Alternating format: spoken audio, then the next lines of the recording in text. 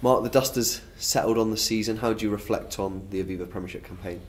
Yes, not what we wanted. Disappointing to finish where we did.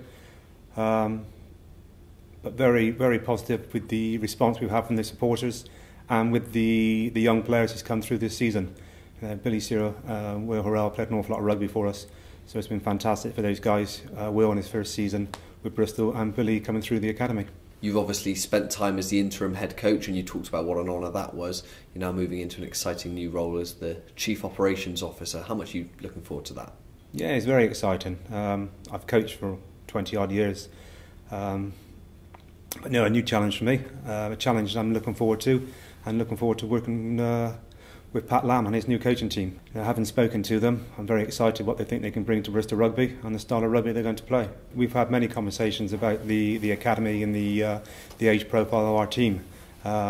We need to make the club sustainable, and we need to do that by bringing young players through.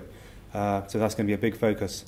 I'm delighted this year the number of academy players have actually come through into the senior setup. I've mentioned Billy already, but on top of that you've got Sam Jeffries, Andy Uren, Ali Dor, who've been fantastic.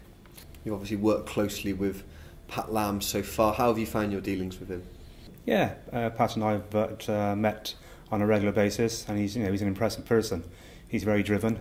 He has a clear identity of where he wants to take the club, and I think he's going to produce some good rugby for our supporters to watch. Talks about the supporters there. I mean, we've seen record season card sales, we've seen the 5th highest average attendance in the Premiership. How important is it to harness that potential fan base going forward? Yeah, I mean, the support for Bristol Rugby this year has been fantastic, home and away. The situation we've been in, they've turned up in their thousands here at Ashton Gate. So it's been an honour to work in front of them and for the players to play in front of them. And we need to keep that going. We need to enhance that going forward in the Championship. As someone who's grown up in Bristol, has represented their hometown club, you know how important the combination is. How much of an impetus is it on Bristol Rugby to engage with the combination and find that next batch of players perhaps playing at the local clubs around the city?